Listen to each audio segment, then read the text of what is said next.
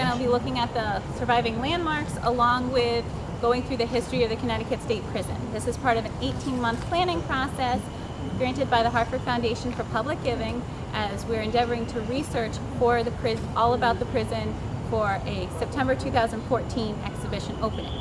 You can visit the Keeney Memorial Cultural Center right now to visit the Connecticut State Prison Open Storage Exhibition, which is open in the Watson Gallery. This is the third flagpole on this site, and this flagpole was put up after the 1938 hurricane, and it's patterned after an old clipper ship. And Warden Ralph S. Walker had it put up after the 38 hurricane. Now, prior to that, the 38 hurricane, it bent a steel flagpole that was on the site.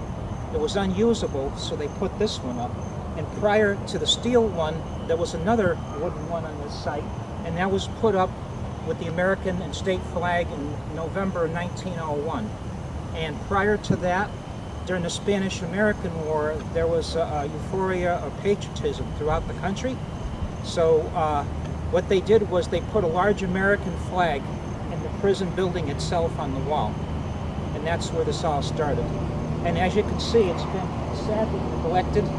A windstorm took off the top mass, and for years it was laying on the ground. Then it was moved in back of the old Academy building, and I don't know what happened to it now, but I salvaged a few parts from it.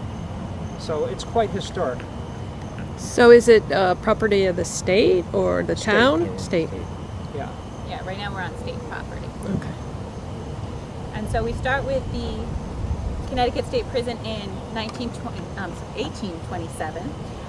In 1827, October 1st, 1827, the prison opens for operation on 16 acres of land with, we see here we have sleeping cells, the female prisoners, which are kept in a room that they don't actually get cells until 1830, and we have the structure that it is here.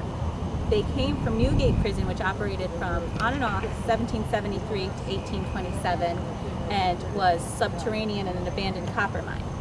So this is quite an improvement going from the subterranean to Wethersfield, along with a new philosophy of the Auburn system, which is a philosophy of rehabilitation and through silent reflection.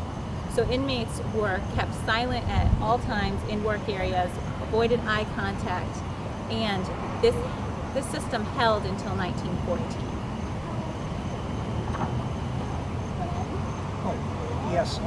The cells, the original cells at Wethersfield were only 3.5 feet wide, 7 feet long, 7 feet high. Out of all solid brick, the floors were bolt and schist, and all you had was an 18-inch wide cot that folded up in the morning when you woke up, and all you would have would be a wooden cup for water and an oak bucket for your bodily functions. And the inmates had to line up in lockstep, and the bodily waste and fluids were dumped out on the north wall of the prison, where they were promptly covered up with lime and filled in. And this was repeated each and every day for nearly a century. Is this the location of the first prison, like right around here? Right there.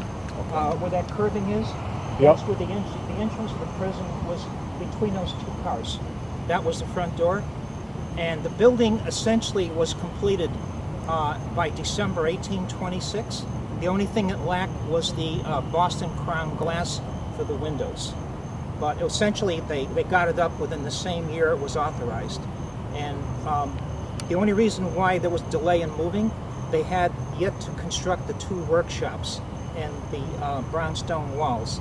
And everything was done with inmate labor, the walls, the buildings, entirely by hand.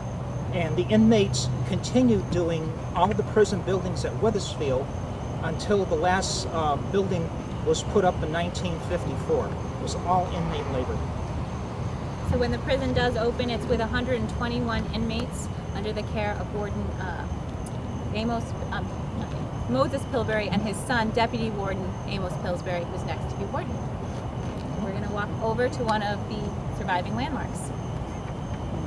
Okay, this is a red sandstone lamppost that was put up by Warden Scott, and this was put up in 1927, and originally it had a copper lamp above the top there, and when the motor vehicles built their building, the prison was still in operation, they decided to widen the entrance, so some contractor took out the other twin lamp posts and they brought it down to the dump. And what they should have done was replaced it, but they just left this one here as it is. But it was a very attractive entrance, and it added something to the community, you know, to the colonial atmosphere of the town. Is that Portland brownstone? Yes. Yeah. It's local and can make Hold labor. up. Where was the insane asylum? You said there was an asylum or something that was built for the mentally ill around here, right? Oh yeah. Actually, there were 3 occasions at Wethersfield where they kept insane prisoners. They kept them in the 1820s, and they had a special cell block built in 1835 for them. And then that was insufficient, so another one was authorized in 1857, and they only kept it for 2 years, and they wasted a lot of taxpayers' money by having it demolished, and they moved the prisoners to Middletown. And then the 3rd time they had insane prisoners here was in 1898. They built an insane ward and hospital here in 1897, and they moved, I believe it was 42 insane convicts from Middletown to Wethersfield, and they remain here until February 11th, 1932, where they were moved to Norwich. Who is this Biagio Billy Seattle? Who's that guy? Biagio Billy Ciotto is the former state senator from the 9th District of Wethersfield, a longtime resident of Wethersfield. He also was a deputy. He worked for 42 years at the Department of Motor Vehicles. His last job was deputy commissioner. He's a personal good friend of mine, and he's still currently a resident in Wethersfield. Thank you. All right. So next we're going to talk about the expansion and improved health of the prison. So here we have the 1899 layout of the prison as it was published in the Hartford Times newspaper, and it does show large additions to the prison and changes from the 1827. See, the most notable one is this center section of the north cell block. Now this is a 400-man block, and it allows for much more capacity of prisoners. To give you a little bit of a bearing as to where we are, here is a picture of the Department of Motor Vehicles being built as the prison is still behind it, and this is from 1962. Now I'm going to pass it to you. Yeah. What do you want to talk about for 1899? An 800-man dining hall for the Wethersfield prison. They also decided to put a new cell block, which was known as the East Block, and construction began in earnest in 1900, and in 1901 that block was completed. It held 208 cells, and later on it got filled to capacity, and the amount went up to 248. And also in 1931, an additional 16 cells were added to it. And when the women prisoners were moved from that cell block to the prison farm in Niantic, it provided more space for the men. In 1887, that the Solomon Wells House is purchased as state property for part of the prison grounds, not necessarily for the warden to reside there, but for prison purposes. There are also several historic houses that were here that house prison employees, from the chaplain, doctor, superintendent, different employees who have the opportunity to reside here. In 1894, there is a state statute that passes that executions must now be carried out within the prison walls. So by 1894, there is one of the first of 3, I believe, execution houses that are built, and there's 55 hangings and 18 electrocutions.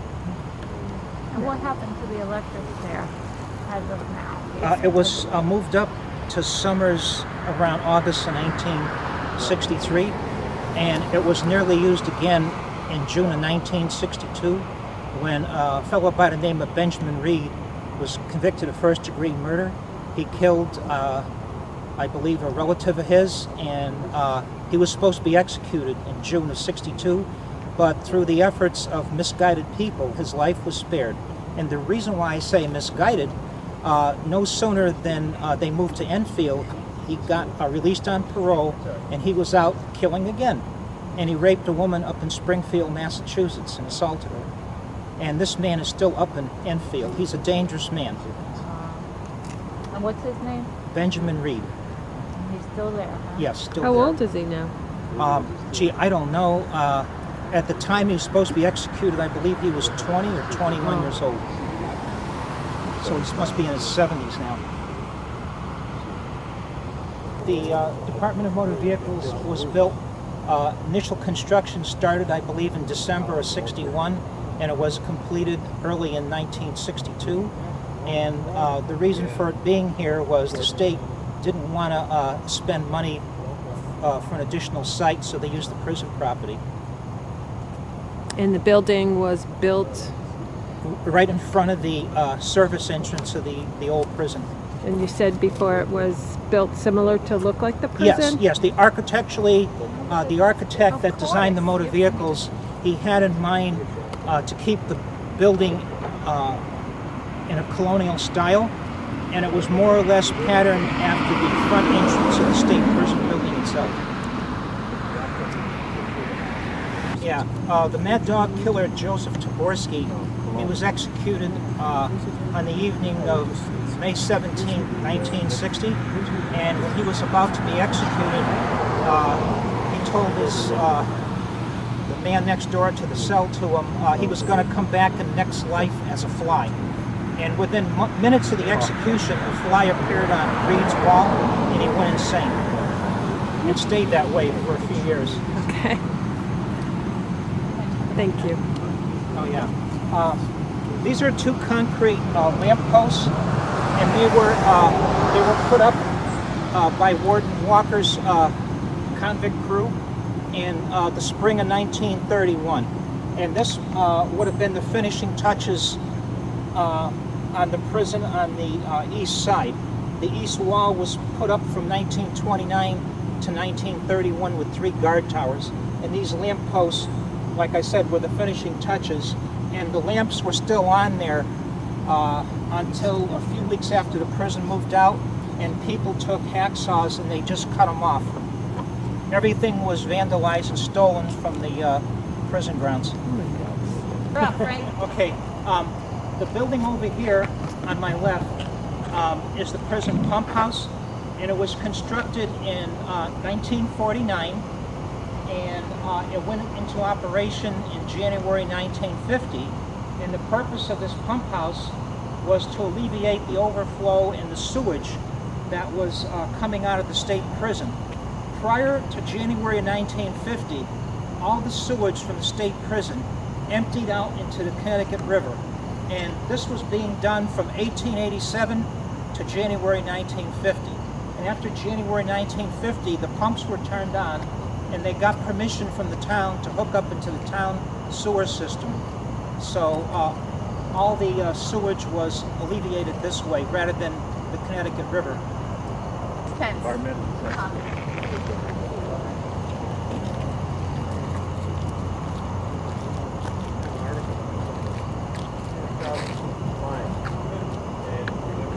The building on my left is the state prison garage. It was constructed in the spring of 1938 and completed by Christmas Day 1938 as a gift to the state of Connecticut by the inmates of Wethersfield, who provided the labor. And above the door entrance, you'll see a date engraved, 1938, in the original copper lamp with the shade from the original building. Oh, that's over the door there?